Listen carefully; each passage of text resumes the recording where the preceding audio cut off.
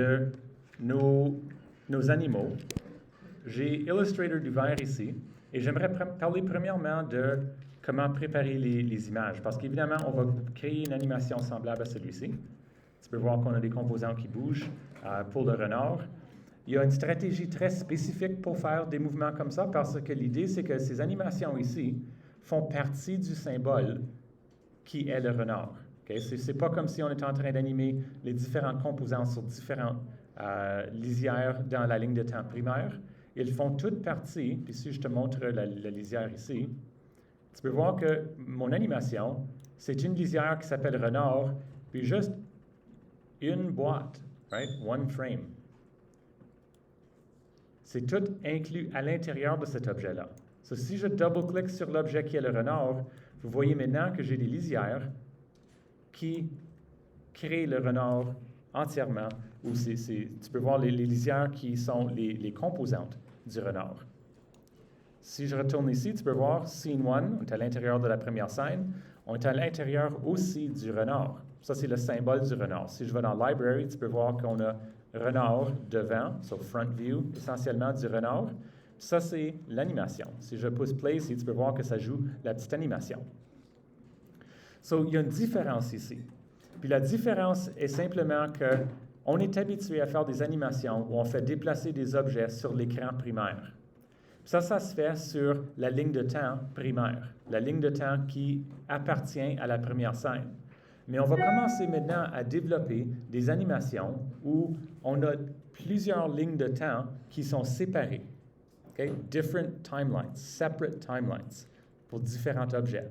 Puis on appelle ça, en anglais, ça s'appelle nested timelines. Nested meaning, si je double-clique sur le renard, OK, hold on ici, j'ai une ligne de temps ici. Si je double-clique sur le renard, j'ai maintenant une ligne de temps à l'intérieur de l'objet. So, il y a comme des niveaux de différents timelines. Puis on peut utiliser ce processus-là pour organiser des mouvements. Puis franchement, ça nous aide parce que ça va réduire le montant de temps qu'on a besoin de refaire la même animation, le même mouvement pour un objet, si ça se répète. Par exemple, à l'intérieur du renard, on a le corps du renard. Tu peux voir que j'ai une lisière ici qui est le corps, mais ça ne bouge pas. Right? Tu peux voir que le corps ici, le corps reste fixe. Ça ne bouge pas. C'est complètement fixe. Mais la queue bouge parce que c'est sur une lisière ici qui a une animation juste pour la queue. Puis tu peux voir que l'animation est environ 3 secondes de long, puis c'est juste le mouvement de la queue. Ensuite, j'ai une autre lisière qui est le mouvement de la tête. Encore là, c'est juste 3 secondes. Si je joue l'animation encore, mais tu peux voir que à la fin de 3 secondes, l'animation interne du renard recommence. So, le renard va bouger de cette façon ici pour toujours, indéfiniment. Et c'est parce que les lignes de temps internes, même si c'était juste une demi d'une seconde, half a second, quand ça arrive à la fin, ça recommence. Ça arrive à la fin, ça recommence. So, par exemple, regarde aux yeux. Vous voyez comment ses yeux clignotent? Ça, c'est parce qu'à l'intérieur de la tête, et je devrais aussi définir ceci, parce que les yeux bougent avec la tête, right? La tête tourne d'un côté à l'autre, ça serait vraiment ennuyant et vraiment difficile de déplacer les yeux à chaque fois que la tête bougeait. Right? Si je voulais animer les yeux et la tête, je ne veux pas faire ça sur la même ligne de temps parce que c'est juste trop compliqué à faire certain que les yeux suivent la tête. C'est trop de temps, c'est vraiment pas énormément possible. Alors, ce que j'ai fait, c'est, voilà la tête. So, tu peux voir ici, je suis dans la première scène. Je suis dans le symbole qui est le renard. J'ai une lisière dans le renard qui s'appelle tête, mais je peux double-cliquer sur tête, puis à l'intérieur de la tête même, j'ai encore d'autres lisières.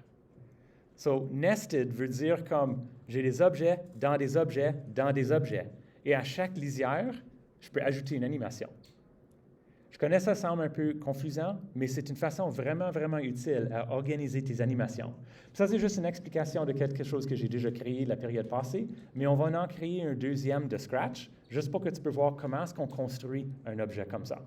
Puis ça devient super utile, et je pense que tu vas voir pourquoi dans un instant. Mais en tout cas, juste pour finir le cycle ici, j'ai la tête et j'ai un autre symbole qui est les yeux, puis je fais juste changer les yeux à chaque quelques secondes, une seconde et demie.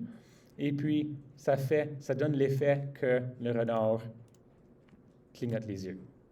Okay? Ça, c'est le renard complet. Et regardez à ça. J'ai juste une boîte, mais j'ai une animation complète. Si je right-click sur cette boîte-là, puis je crée une animation, Create Motion Tween, ça, c'est comment vous êtes habitué à faire ces choses ici. Puis j'ajoute, je ne sais pas, quelques secondes, 4 secondes d'animation.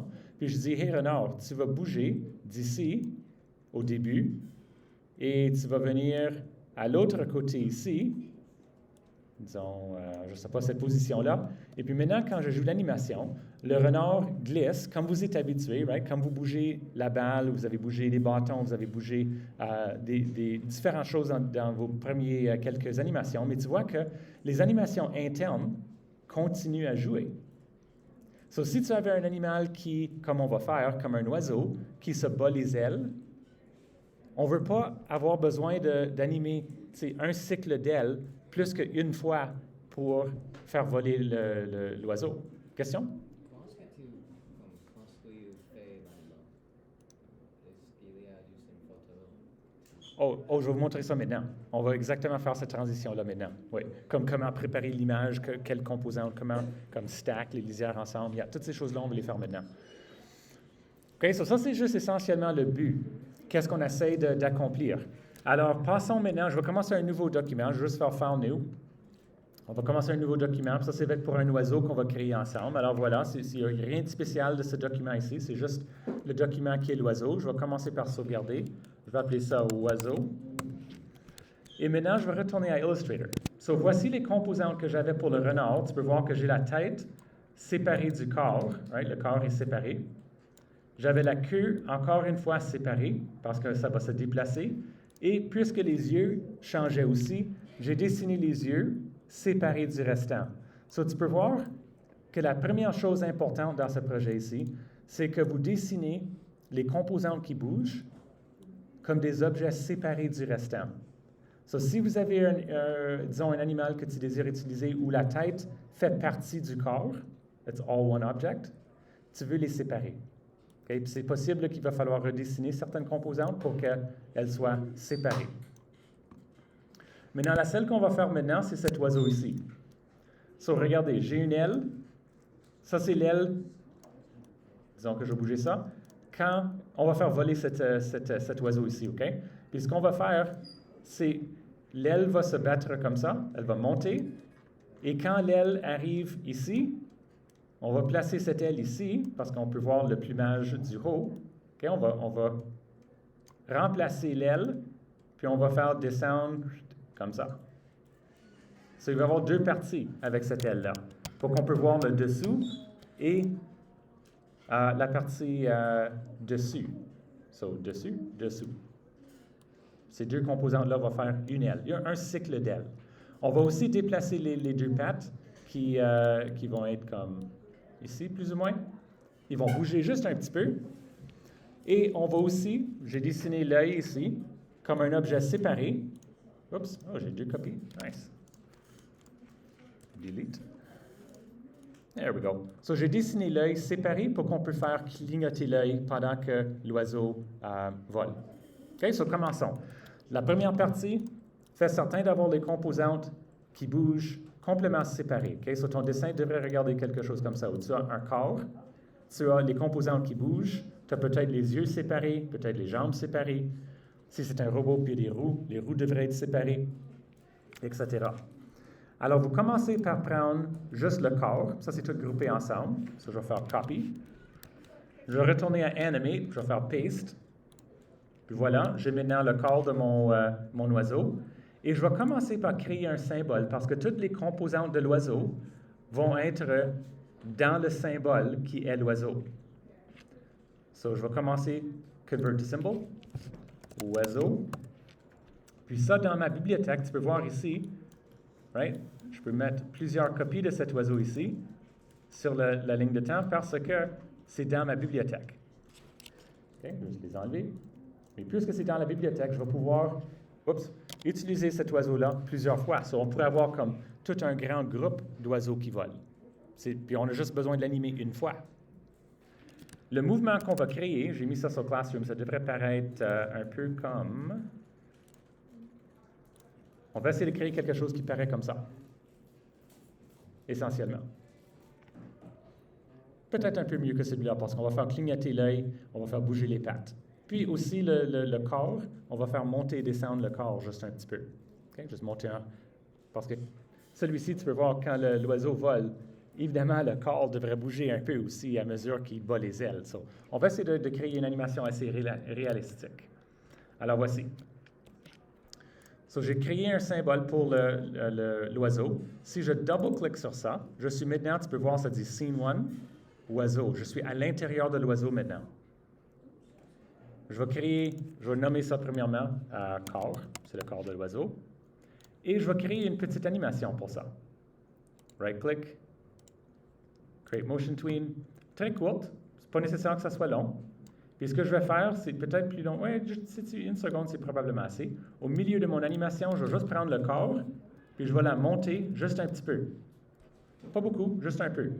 Puis à la fin, je vais la redescendre. So, tout ce qu'on a, c'est le suivant. On a ça. Okay? Il fait juste monter un petit peu. Pardon. Maintenant, ce qu'on va faire, c'est qu'on va ajouter l'aile. Maintenant, puisque le corps monte et descend, on va vouloir que les ailes montent et descendent aussi. Et voici comment les choses deviennent un peu plus compliquées. Je dois aller à l'intérieur du corps maintenant pour aller ajouter les composantes qui bougent avec le corps. Si le corps ne bougeait pas, on pourrait ajouter les ailes ici comme des nouvelles lisières. Mais puisque le corps... Sais-tu, on devrait... Non, il va falloir le faire maintenant. Il n'y a pas vraiment une façon de le faire tantôt. On va le faire maintenant. You know what? C'est trop compliqué pour la première chose. Okay? On va éviter de bouger le corps juste pour l'instant. Juste pour l'instant. Okay? On va bouger ça tantôt. On va trouver une façon. Ça, c'est le corps. Je vais ajouter une nouvelle lisière. Je suis, rappelez-vous, à l'intérieur du symbole de l'oiseau. Puis on va commencer par ajouter, disons, l'œil. Oups. Ici. OK, so je vais prendre son œil. Copy. Paste. Je mets dans son œil. Je vais placer ça à la bonne position. Renommer la lisière. Ça, c'est son œil. Voilà. Nouvelle lisière encore. Ça va être pour une aile. On va aller prendre, disons, on va prendre l'aile du haut. Paste. OK, so on est juste en train de positionner les composantes qu'on a besoin. Peut-être je vais placer ça ici, disons, comme ça. OK, ça c'est une aile. Alors peut-être je devrais mettre un numéro là-dessus parce qu'il y a deux ailes, so L1. Je vais prendre l'autre aile, copy-paste, sur une nouvelle lisière encore. Placer ça comme ça. L2. Et alors, pour faire l'animation de son aile, ce qu'on va faire, c'est qu'on va commencer par créer les symboles qu'on a besoin. Puisque les ailes vont bouger, on va créer des symboles. So, on va dire Convert to Symbol, L1.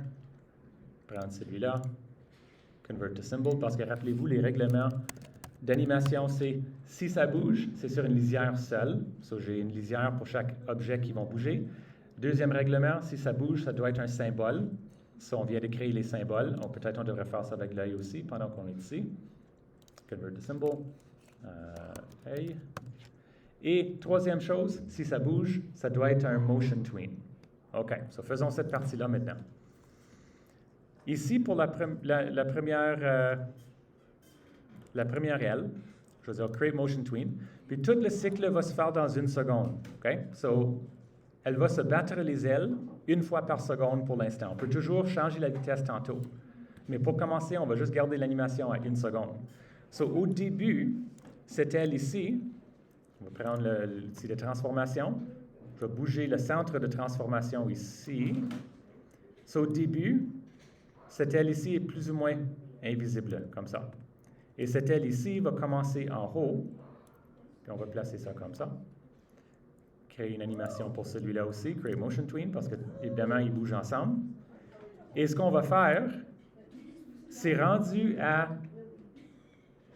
je suppose, un quart du temps, c'est comme ici. Cette aile ici va descendre comme ça.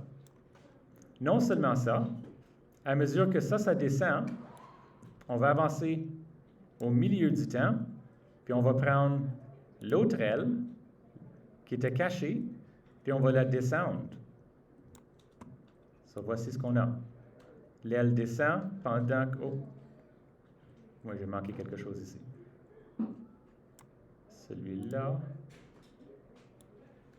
devrait rester comme ça jusqu'ici. There we go. So, ça descend, et ensuite, on a... Oh boy, oh boy. C'est un peu compliqué ici. There we go, réussi cette fois-là. So, entre le début et un quart de l'animation, c'est juste l'aile du haut qui descend. Ensuite, rendu à un quart, on a l'aile du bas, right, pour qu'on peut voir le haut de l'aile qui descend. Ensuite, on doit faire l'inverse. On va à trois quarts, et cette aile ici va remonter à la position initiale. Cette aile ici va rester plus ou moins comme ça. Et à la fin, on va la repositionner vers le haut. So, ça, c'est un cycle. Vous voyez ça? Oups, encore une fois, je n'ai pas fait la bonne chose. So, on commence, ça descend. Ici, ça devrait être petit. Ça remonte, ça devrait être encore petit. Et ensuite, l'aile remonte. There we go. So, on a comme, on bat l'aile une fois. Vous voyez ça?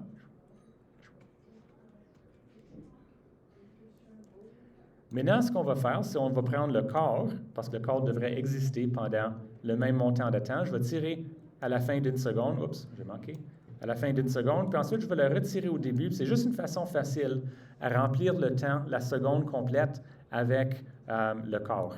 OK? So, tu peux voir, j'ai ça. So, j'ai maintenant, il se bat l'aile une fois. L'œil, encore une fois, je vais juste tirer à la fin, tirer au début. Maintenant, l'œil existe pendant ce temps-là. Puis si je désire clignoter son œil, je vais juste prendre quelques petits blocs ici. Je vais right-click, puis je vais dire « Clear Frames ». Puis ce que ça vient de faire, c'est l'aile existe, puis ensuite, l'œil n'existe pas. Puis quand l'œil n'existe pas, je vais juste tirer une ligne pour que ça paraisse comme un œil fermé. Vous voyez ça? J'ai juste fermé l'œil, juste en tirant une ligne. So, l'œil est ouvert, l'œil est fermé, l'œil est ouvert.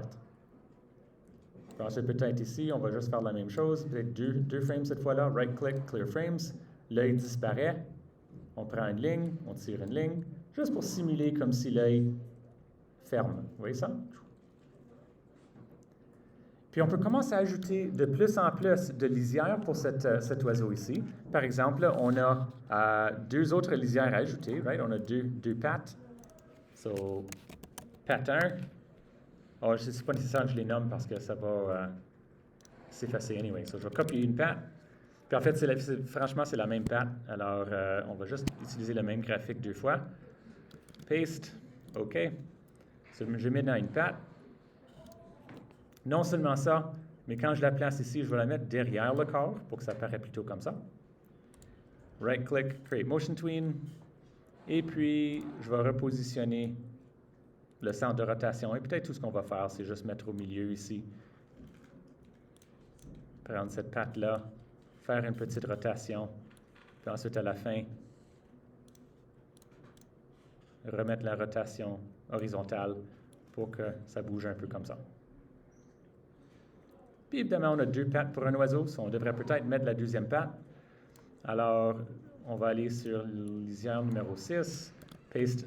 C'est la même patte, exactement la même chose, mais on va la commencer dans une différente position, juste un petit peu, peut-être comme ça.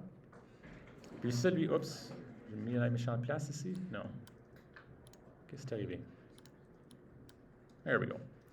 Puis celui-là, on va la mettre par-dessus le corps, pour que ça paraisse comme si c'est la deuxième patte. Puis on va faire la même chose. Right-click, Create Motion Tween. Puis à mesure qu'on avance, il va probablement bouger sa patte dans la même direction, mais juste un peu moins. So on a quelque chose comme ça, tu vois. Oh, puis je devrais aussi finir par la remettre comme il était. Comme ça. OK, so je viens de faire une petite animation pour ces pattes. Toutes ces animations ici oui, c'était un peu compliqué, mais c'est nécessaire de comprendre vraiment que ces animations-là font partie de l'oiseau, alors sont à l'intérieur de l'oiseau. Si je retourne à Scene 1, regardez, j'ai aucune animation. Right? Il n'y a rien sur la ligne de temps du tout. Parce que cette ligne de temps ici, la ligne de temps primaire, c'est la ligne de temps que vous avez utilisée jusqu'à ce point ici, c'est la ligne de temps qui est réservée pour les mouvements généraux, le mouvement de l'histoire, le mouvement des objets autour d'une à l'autre. Ce n'est pas pour faire les caractéristiques de l'objet. Par exemple, dans ce cas ici, l'oiseau. Ça, c'est pour l'animation interne. So, quand je double-clique ici, vous voyez que j'ai beaucoup d'informations ici, des petites animations, juste 1 seconde cependant, mais qui est mon oiseau. Je pense probablement que j'ai besoin d'un peu plus de temps avec l'œil fermé. Oups. Pas important, on va juste rouler ça. OK, essayons de jouer cette animation ici. Regardez, j'ai maintenant un oiseau qui vole. On pourrait raffiner certainement la position de les ailes, mais à chaque 1 seconde, l'animation recommence. Évidemment, les ailes sont trop lentes, alors peut-être ce qu'on devrait faire, c'est aller à l'intérieur de l'animation de l'oiseau et on va réduire le temps. So, je vais juste réduire le temps à 1/2.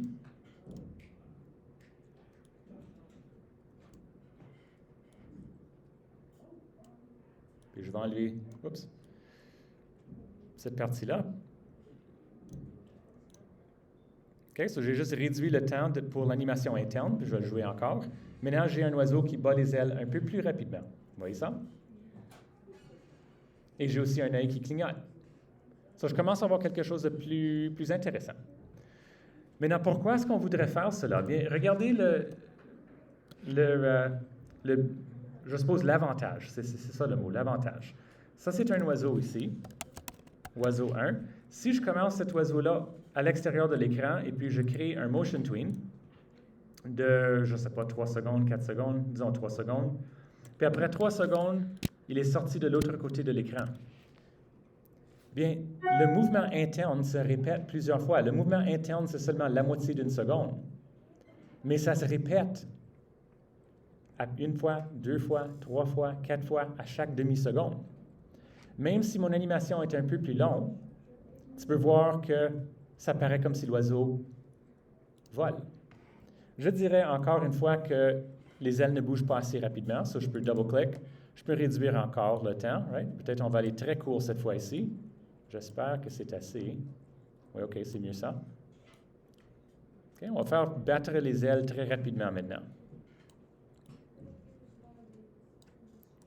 Enlever cette partie-là. Puis regardez, j'ai seulement, 7 frames pour mon animation. Puis maintenant, j'ai un oiseau qui se bat avec les ailes rapidement. Je connais que c'est un peu de lag sur la télévision là, mais sur l'écran devant moi, vous voyez, vous allez voir que ça bouge très rapidement et très bien. Je vais fermer ce programme-là. Here we go. Juste pour voir si ça fait un peu plus de sens.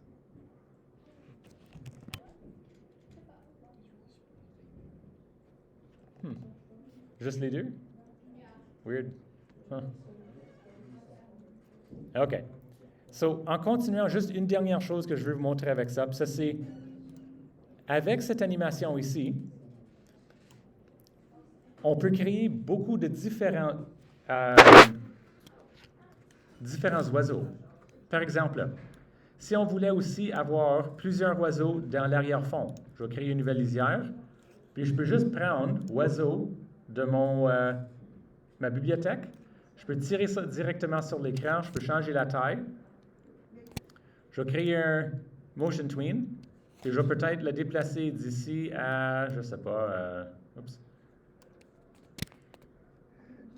d'ici à là.